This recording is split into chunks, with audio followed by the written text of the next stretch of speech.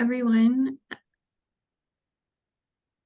Hello, and thank you so much for joining us today for the first of 3 salons in conjunction with the 19th annual C Magazine Contemporary Art Auction. My name is Caitlin Chaisson, and I'm a curator and a critic based in Lenape-Hoking, the ancestral homelands of past, present, and future Lenape peoples.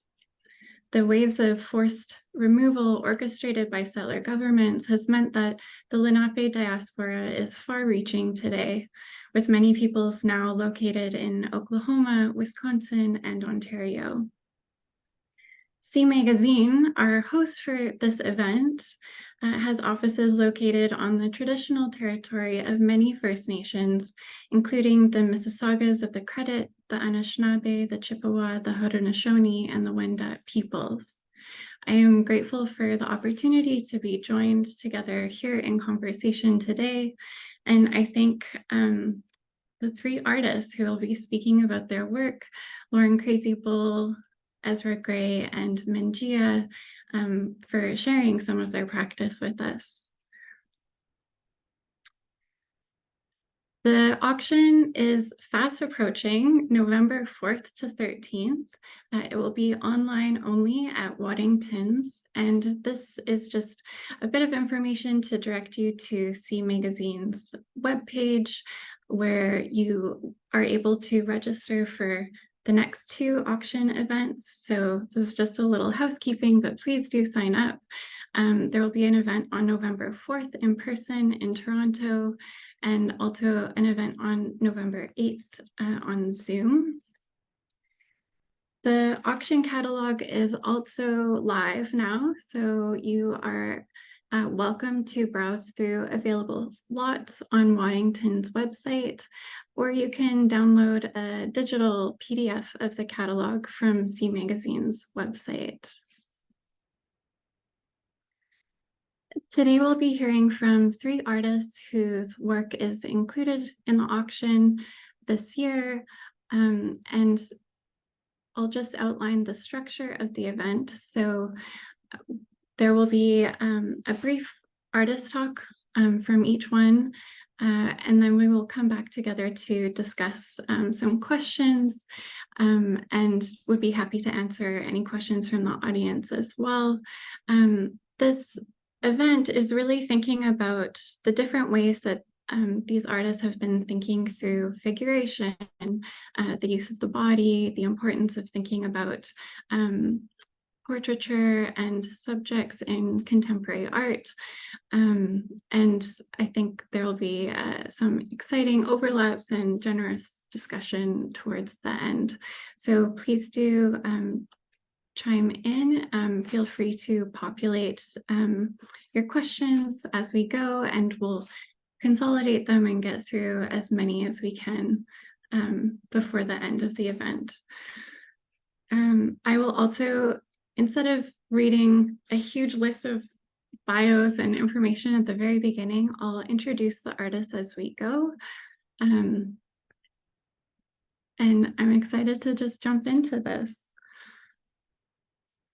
So our first presenter is Lauren Crazybull.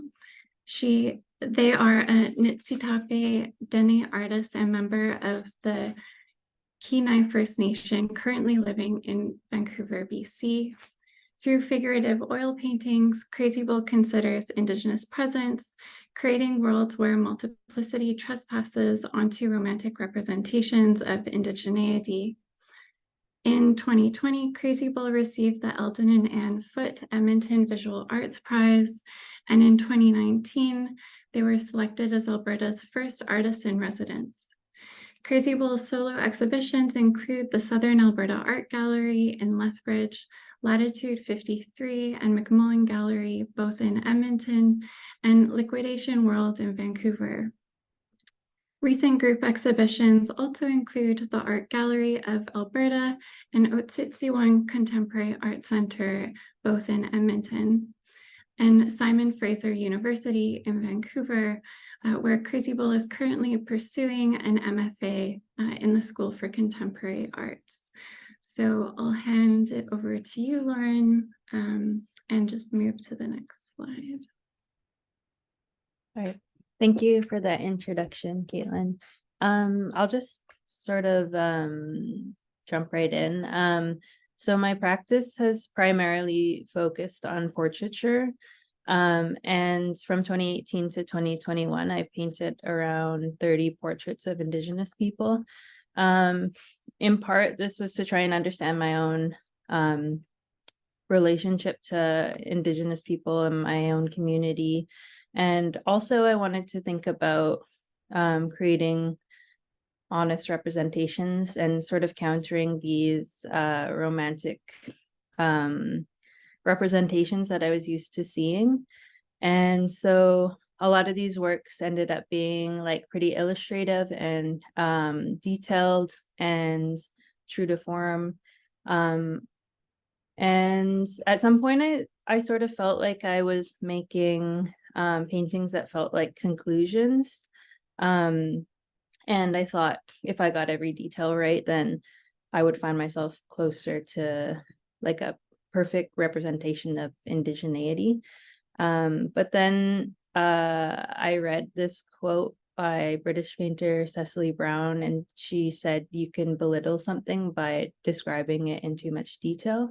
So I was really thinking about that a lot. And in 2021, I started my MFA, and I I guess I wanted to sort of think about this time in my MFA as sort of an untelling of Indigenous representation, and thinking about like unresolving images. So starting from these like very representational portraits where everything is very detailed and almost like photorealistic. I wanted to kind of move backwards from that and see where that would take me. So this is one of the first works that I did in the program, and I like that it's sort of ambiguous to whether the figure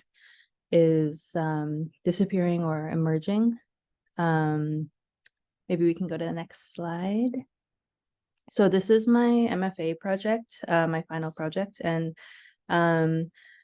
I wanted to think about, I guess, like simultaneity. And when I created this work, it's called I've Always Been Away. I was thinking about my own experience with being away from my family during important times and while different things were sort of unfolding. And so I wanted to have three different sort of destinations or sites of things happening. And in one of them is sort of like a site of creativity, another is containment, and another one is grief or celebration. And so that's kind of what I was thinking about when I was painting this, and I wanted to just show multiple things sort of unfolding at once and happening at once to kind of just think about these feelings of being away while things are sort of unfolding. And this is a pretty large painting. It's 7 feet tall. Each panel is 7 feet by 5'6". And yeah, I wanted to do sort of like a responsive painting process where I didn't have this final image in my mind. I started with collage, and then I just wanted to sort of like wait and see what each figure sort of needed, and then I created the spaces around them. And yeah, maybe we can go to the next one, which is a closer up of one of the panels. And can we also go to the next one?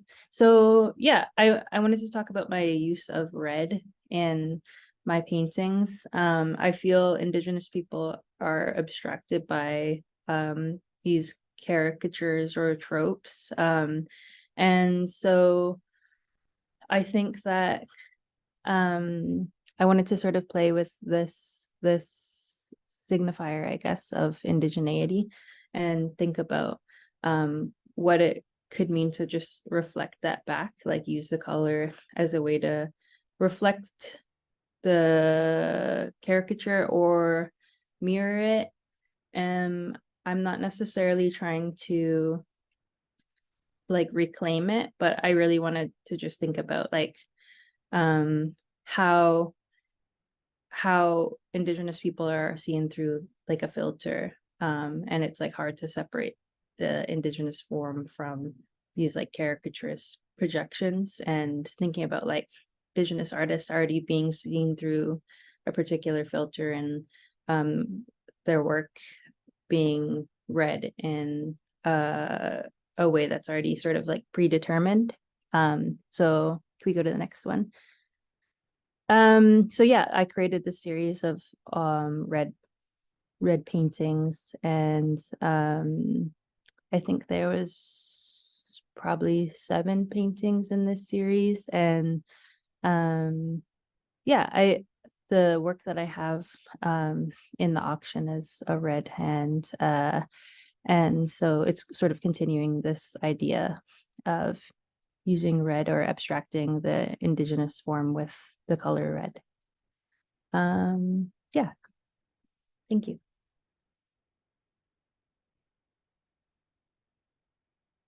Thank you so much, Lauren. It's so nice to see some additional work, and just to have that kind of extra context for thinking about the importance of figuration specifically to Indigenous peoples.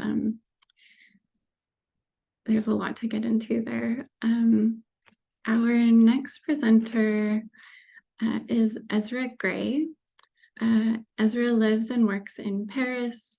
He completed his MA in painting from the Royal College of Art in London and has a BFA from Concordia University in Montreal. Select solo exhibitions include Unit 17 in Vancouver, Emmeline in London, and Jeffrey Stark in New York. Select 2-person and group exhibitions include Emmeline projects in London, Dunmore Pineapple in Stirlingshire, Scotland, Honolulu in Zurich, and Kunstakademie Dusseldorf. Ezra, I will pass it off to you. Thank you. Thanks for the introduction. Yeah, my work has always I guess I've always considered it representational, but it's not, and it's centered mostly on painting, but I sometimes work with sound and other mediums, but it's always stemmed from my interest in painting. I'm mostly interested in I guess painting, I think, has a very unique ability to as an illusion. It has an illusionistic tradition, I think, and I guess in some ways I'm most interested in how it disguises or filters, like you said. It's interesting. So I guess I should speak about specific paintings since we're looking at one. There's like a I've always been interested in the kind of in our perception of what is high and low in art. I love how painting can be because of its indexical qualities. We seem to have a sense of when something is of the creator behind it. So a lot of the illusion that I'm interested these days or recently has been in the perceived author behind a painting, behind an image. This painting I thought was dealing with some of that. A lot of it is struggling against my own nature, my own touch, my own approach to the brush.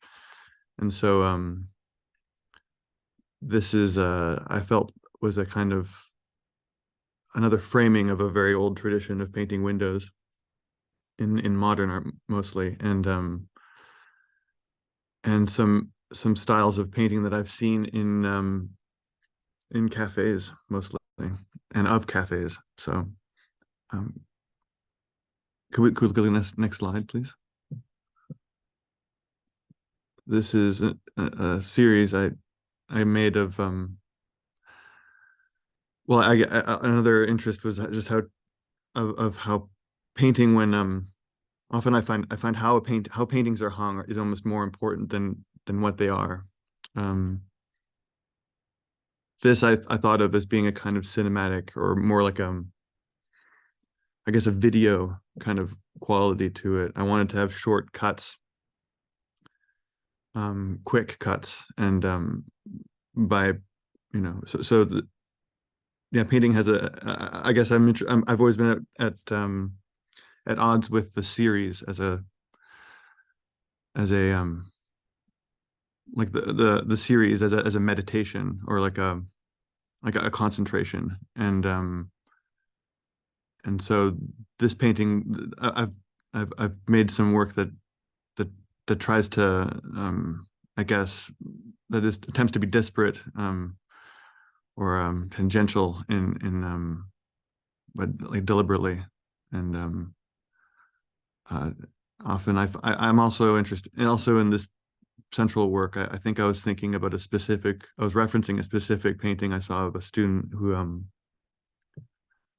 struggled with hands, and I love paintings of hands, and I think people, especially painters, we all suffer from a certain amount of dysmorphia when we try to render things. I certainly I somehow feel when things are right, they're not, and when they're wrong, they're right. And I guess that I find that, yeah, because of this investment we have in the face and in the hands and stuff like that, that there's often in the work of students and other and amateurs and myself, there's these elements of figurative work end up being more invested, more expressive, and also more revealing about the author behind it, and their intention.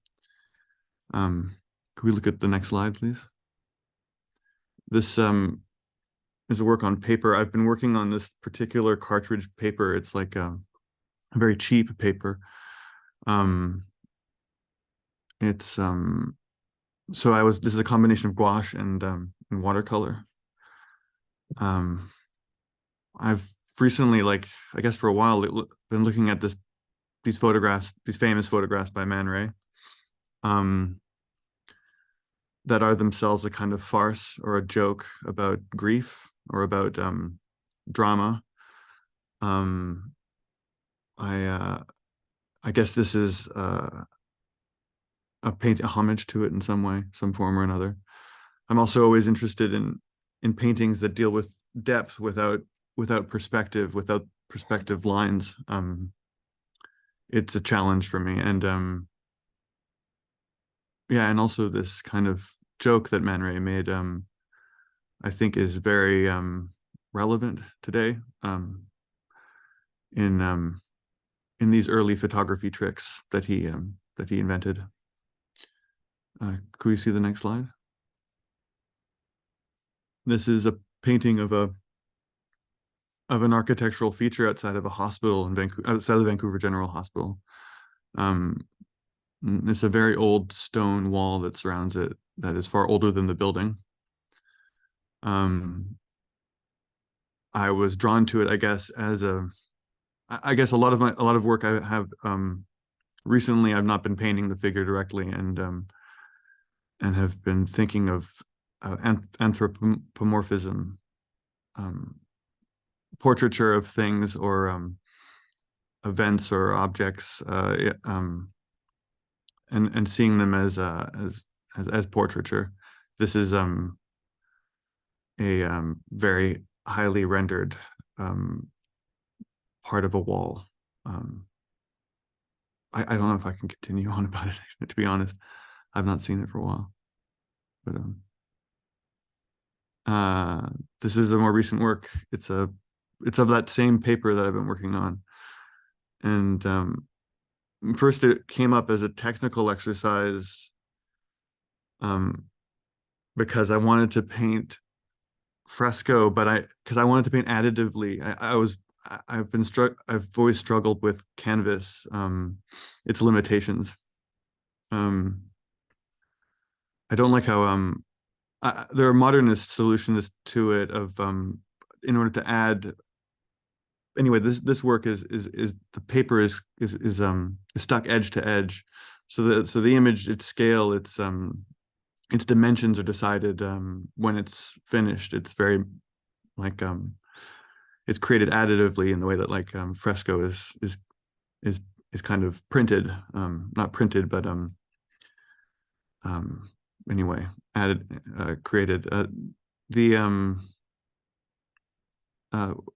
the subject is of a satellite, which I also invented. I wanted to kind of I wanted to try to make one up from memory. This is also like an exercise that I find is really revealing.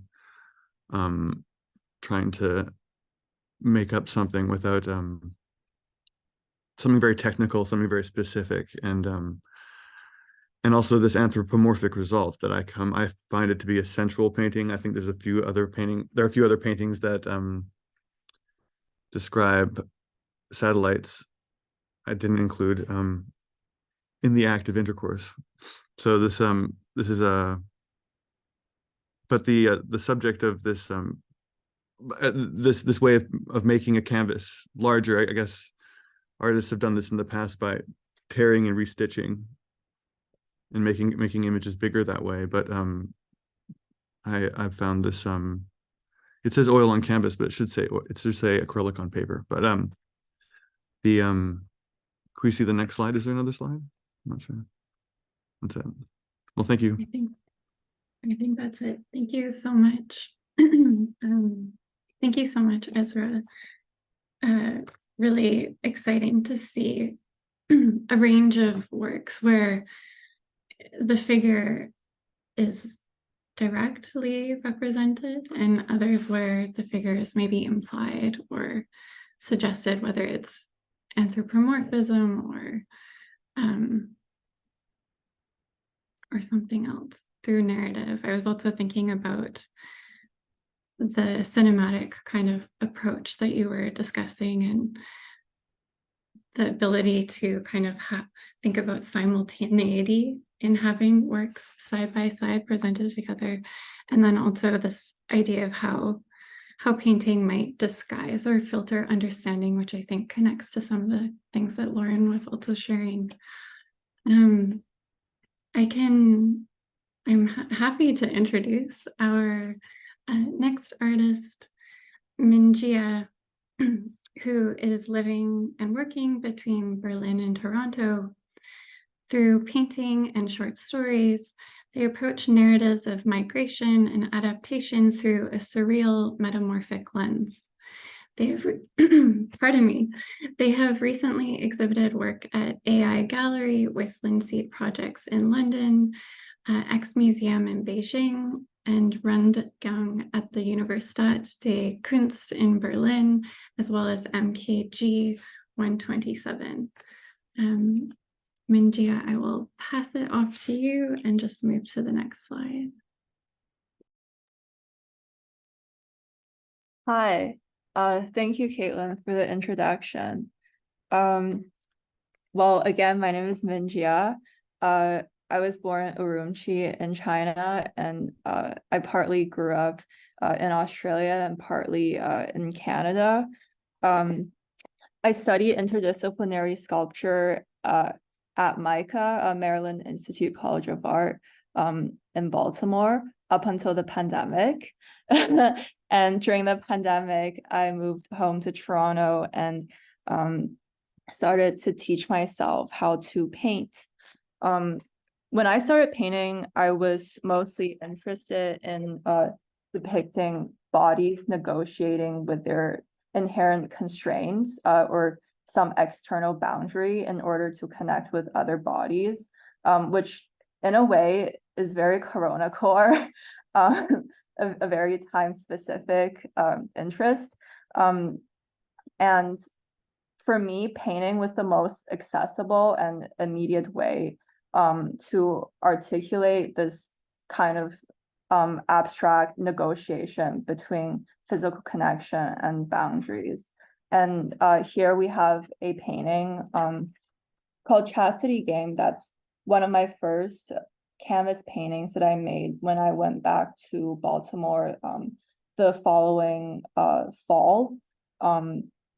It's like two cat envies licking each other through full body chastity suits.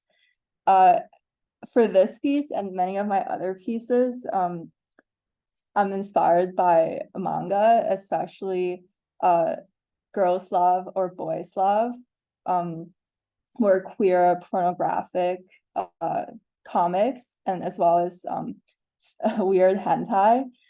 This is where I usually source the poses of my figures. I think this piece, I was looking at this artist called Hak Yagan, who is a Taiwanese artist who did this series called Catboy Shop, about these catboys who live in a catboy cafe and entertain their clients sexually. I'm very interested in bodies that are pushed to their limits, that are being limited and being stretched to fit this limit. Next slide, please. Yes, this one is another piece that is inspired by a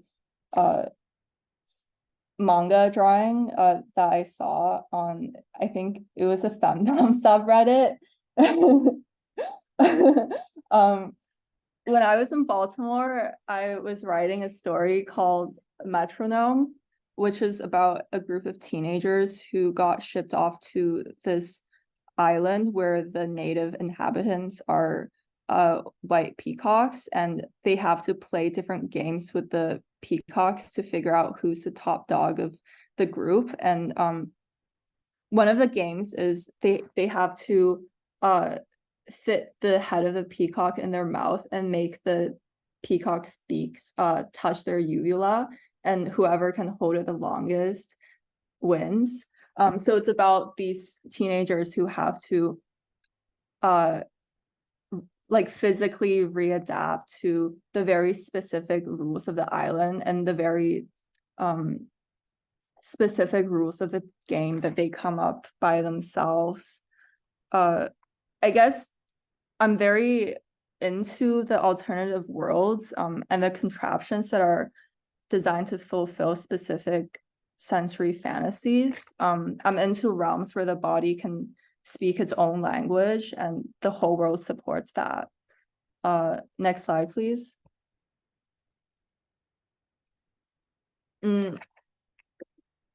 This one is also inspired by Metronome, the peacock story. I'm also interested in Chinese folk craft traditions, like paper cutting and shadow puppetry, and other decorative art forms that weave bodies and objects into the larger social and natural environment. And this here is a drawing that I made as a sketch for potential shadow puppets. I will be apprenticing at a shadow puppetry studio in China starting from January next year, just to, I guess, like further my studies of like working with the body and thinking specifically about joints and how each part of the body work together as a whole. Next slide, please.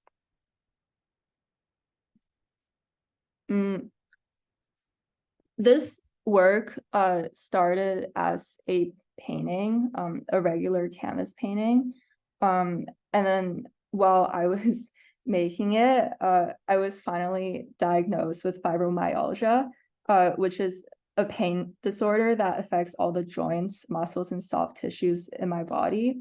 And after I received my diagnosis, there has been a shift in my practice where I'm searching for an even more physical and immediate way of image making, and that led me to paper cutting, and I started cutting up some of my paintings and just trying to, I guess, use these paintings that I've already made, and then sort of figure out how they can function differently. And this is, I guess, like the same quest that I have with my own body right now. It's like, how do I reconstruct this body, or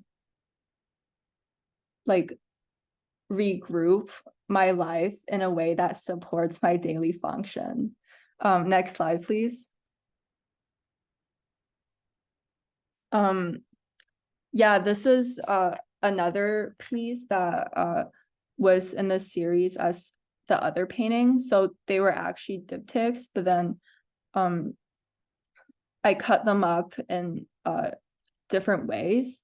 They were actually both inspired by the Icarus story, and the other one, the previous one that we saw, was a person sort of farting out like a fart of Icarus from the bottom of the ocean, and like a fisherman sort of trying to capture the fart, or trying to trap it, or trying to rescue it, but we don't really know.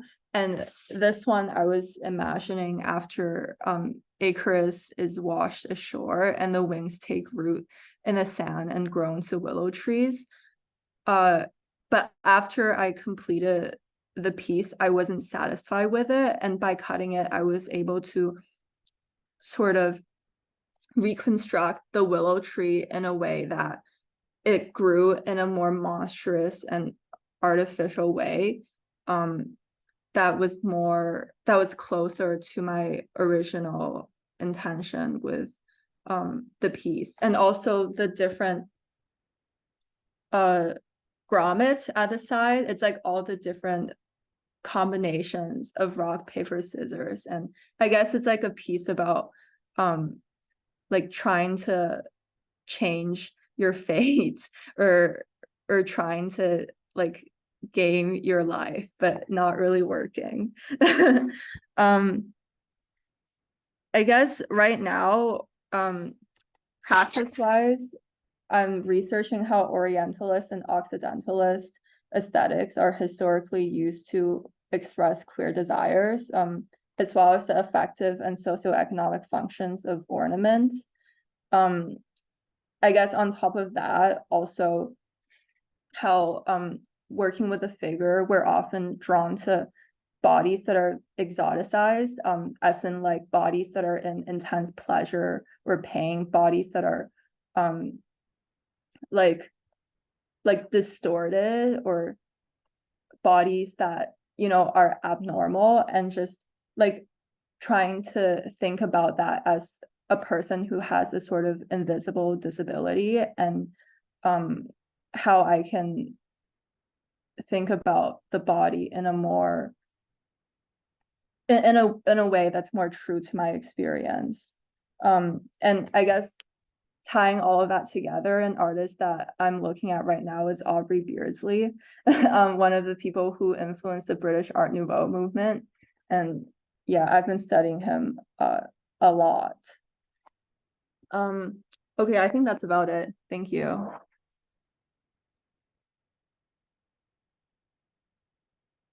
Thank you so much, Min Jia. I'll stop sharing the slides for now. And yeah, I was thinking so much about what you said about wanting to kind of consider, or maybe even test, like how far the body can stretch. And I think that's something that appears in across like all of your different practices, how and why, and like what are the forces that are kind of at play in making that happen. I'd love to invite us all to now be in conversation with one another. And I have Just a few general questions to discuss. I think, I mean, the one thing that I'm struck the most by in seeing this incredible range of work is just these very thoughtful and kind of considered approaches to figuration and working with the body that's very entangled. And I say that deliberately in terms of thinking about just some of the compositions where Min Jia, your netting and or also the relationship between the body and architecture or the built environment in your work, Ezra, and Lauren with these histories that are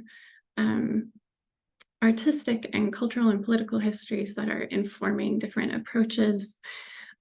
Lauren, you had mentioned this idea of improvisation in terms of like how you're working on different pieces. And I feel like that might be something that's shared amongst the three of you. I just am wondering if you'd be interested in kind of talking a bit more about like how that works as you're thinking through a composition and kind of what are some of like the guideposts that you're using. Yeah, so I think when I was talking about like painting this large triptych, and I think that before, when I was working on primarily portraits, I was very dedicated to like my photo references or the people, or like painting from life. And I felt like there wasn't a lot of like, it didn't feel very free for myself, like as an artist. And I felt like I said, like before, it felt like sort of a resolution, like a resolved image. And so when I was working, trying to like improvise more in the process, I wanted to just give it time in between sort of each figure, because I think my impulse before was to just like finish everything and make it look very like clean and easy to read. And so I wanted to like, when I would like paint a figure, I would just let it kind of sit for a while and see how much further I needed to take it, or if I need to pull back. And then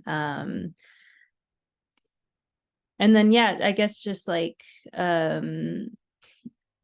just trying to like, I worked a lot with collage to create this composition. And so I like pasted with tape like different images, and then I would change it so that I wasn't just dedicating everything to like one composition. I would keep changing it and like allowing things to sort of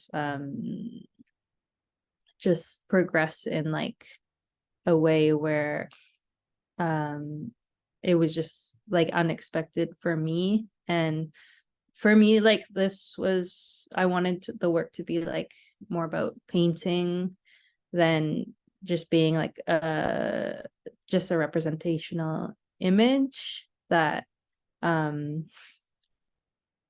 an obvious sort of representation of like indigeneity. I wanted to like stay away from like these singular representations. So I think that improvised process helped me think about like the act of painting a little bit more, if that makes sense.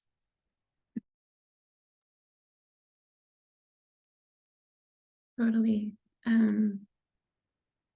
Ezra or Min Jia, do you find improvisation, do you also kind of push against the idea of a resolution in your work, or?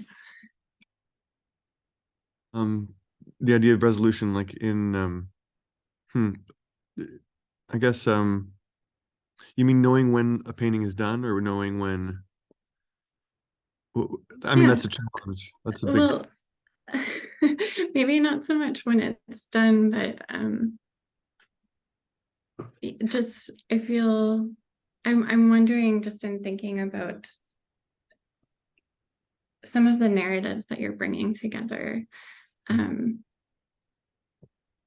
yeah, how open or closed those are. I guess I'm pretty democratic about the reading of my work. I think it's often like the meaning of paintings often comes from of my paintings come from when and how they're hung and what they're hung with. A lot of it is relative, right? So it's all so that's the exciting and like the dramatic and the sometimes painful part of showing is the hanging. And it's a resolution though as an idea. Yeah, that's difficult to talk about. I don't think painting is very good at illustrating. I mean to say, like, painting it does far more than illustrate. And often when I yeah, and so I've avoided that as much as I can to for there to be a kind of explicable, for there to be a real, for the paintings to be a reflection of what could be expressed verbally. I think it's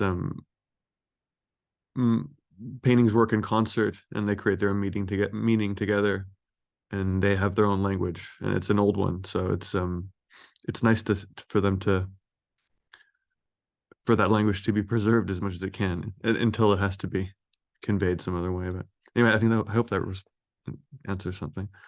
No, definitely. Min Jia, did you want to add anything? I was thinking about the quote that Lauren brought up. You can belittle something by describing it in too much detail.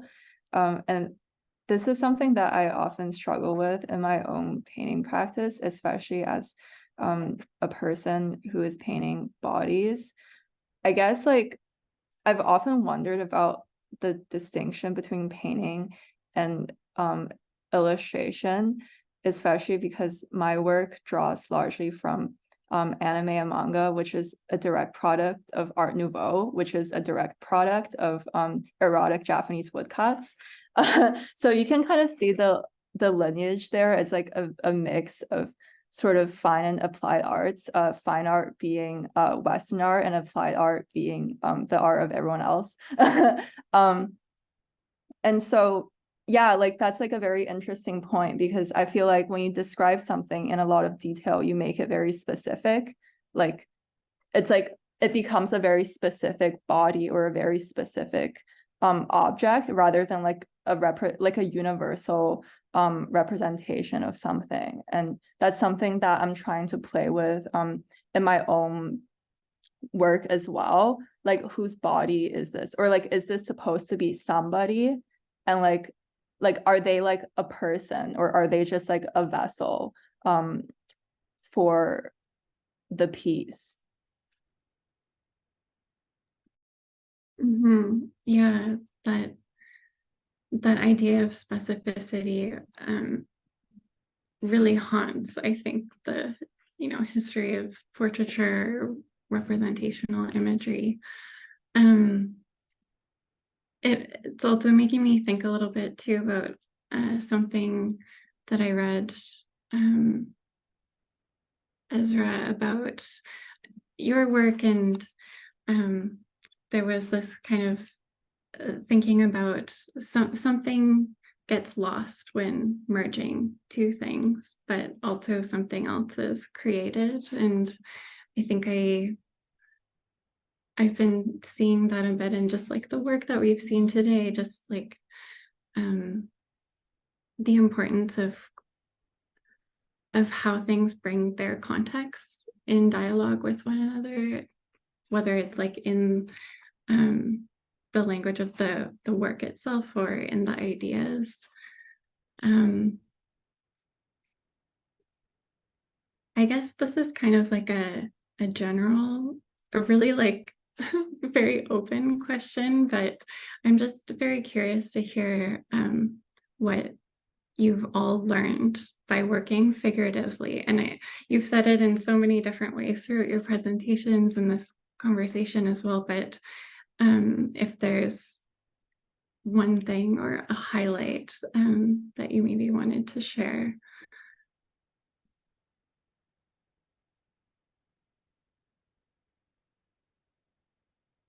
It's one of those, like, it's way too open and it's impossible to answer.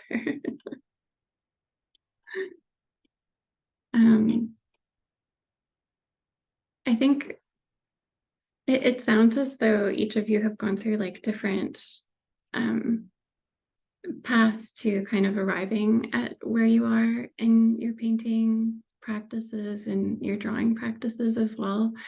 And I think there's this openness to understanding the context, the kinds of dynamics I think that are at play in representing, whether they're Min Jia, what you're discussing, like these long kind of artistic narratives, thinking about different kind of cultural histories, or whether it's also just like sitting and observing or studying someone who's right in front of you. These are, just kind of thinking about these different kinds of dynamics, and also some of the imagined circumstances as well, whether it's this kind of trying to paint a satellite from memory. That seems like an incredibly difficult task.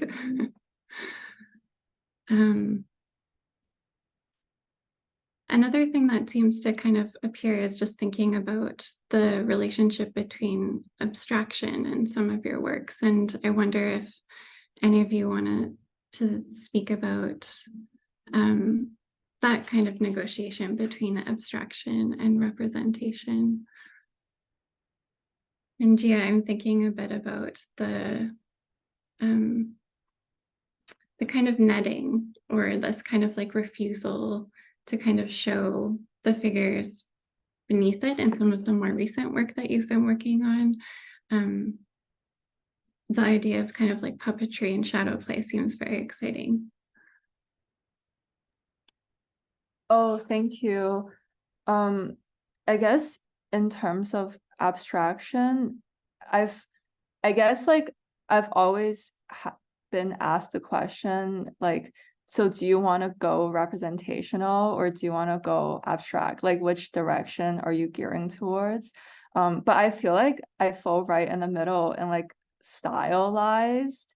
And it's funny because I was having a conversation with a Chinese gallerist about abstraction, and she said that like a lot of young artists today are drawn to abstraction because it's quick and it's very visual. And when you need to produce something very quickly, you know, you kind of go like, oh, like this is not, you know, like it's not very specific. It's just like, oh, like colors and a sort of like vaguely human form. But she was like, yeah, actually like abstraction is, you know, a sort of like gradual process. Like when you think about Picasso, like you think about, oh, like he went from like, you know, really representational to really abstract, and how like you can go abstract through like years of experience. And then I was thinking about it and I was like, wait, but also like, you know, there are a lot of different like a lot of like most cultures in the world, like their art doesn't come from like mathematical like formulas, or it doesn't come from like a sort of desire to represent things as it really is. It's like abstraction is it is just like innately a fast way of documenting like reality. Like for example, in a lot of like East Asian art, like clouds are like spirals, and it's just like, okay, this is supposed to be spirals. Or even for like even when you draw like a sort of abstract bat, like the bat is like supposed to represent like fortune, like this like very vague idea. But then like when you put like a bat, people are like, oh, okay, it's fortune. So yeah, I've also just been thinking about like how do I negotiate, you know, this like dynamic in my work. You know, this sort of like where exactly am I drawing from, and like sort of like whose ideas am I using, like whose language I'm speaking. Yeah, totally. And the idea that those symbols are communicative. And I think this ties to something that you had spoken about before, Lauren, in terms of representing Indigenous peoples and the kind of colonial desire for specific symbols, signs and symbols that speak to a kind of broadly understood notion of indigeneity, and this desire to reject that and thinking about how you're presenting the figure and the subjects of your work. I wonder if you maybe want to speak a little bit about that, and also in terms of abstractions. You've spoken so eloquently about the idea of the projection of a gaze, of a outsider's gaze, and the kinds of violences that that does. But yeah, wondering if you want to speak about maybe symbols or the idea of projection in your work. Yeah, so I was looking at this artist from I guess like I guess he was like practicing in like the 1950s, and he was his name's Nicholas de Gramason, and he was painting and drawing a lot of like Indigenous people. And I was interested in him because he painted a lot of Blackfoot people, and I'm Blackfoot. So there's this giant collection of his works at the University of Lethbridge Art Gallery. And so I went to see those works, and I was like interested in these romantic sort of representations of indigeneity, and like thinking about how it sort of became like a portrait of him, like his understanding of indigeneity. Like he said that that Indigenous people were going to disappear. So he, in some way, he thought these works were going to be like the only sort of proof of their presence. And in some ways, I guess his portraits are the only proof of some of the people's presence. Like they're sort of records of those people, but at the same time, they're all like, no one is smiling in the images. They're all very stoic. They're all like wearing their these like cultural I guess like some regalia and stuff like that. And yeah, I don't know. I think they were all very similar in the works. And then I was also thinking about like anthropological understandings of indigeneity being seen through sort of like these very measured and solidified ways. So when I think about like abstracting an image of someone, I think of it as like sort of like freeing them from these like this like measurement in anthropological understandings of us. So and also like when I think about like abstracting Indigenous people through color in my paintings, like the color red, I don't know, like in some way it is like a mirror, like the color red is like a mirror back. But also I'm always thinking about these like imperfect representations of indigeneity, and how they also like serve as proof of presence in some way. I don't know if that really answers what you were asking, but yeah. Yeah, totally. Thank you so much. I'm aware of the time also, and would be happy to forward any questions from the audience that might come through. Please feel free to enter them in the chat if you do have a question. In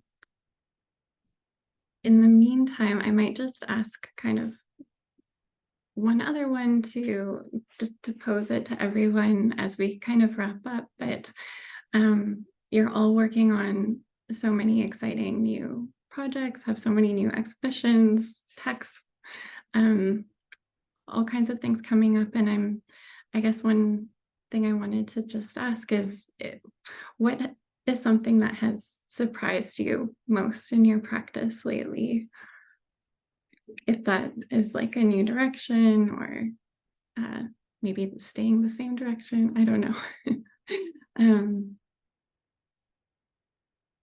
Anything that's kind of come up.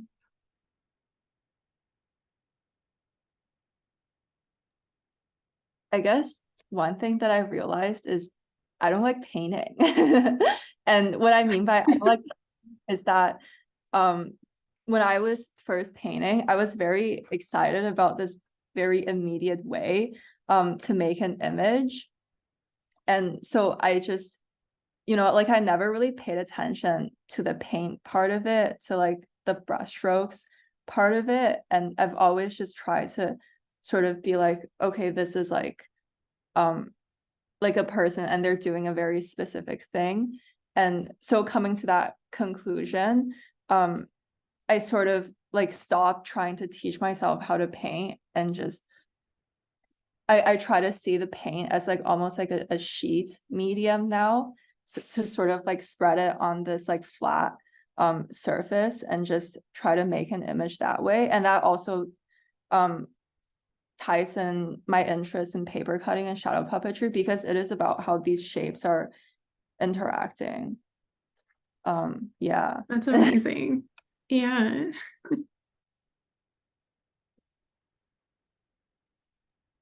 I don't have a great answer for this. What has surprised me lately?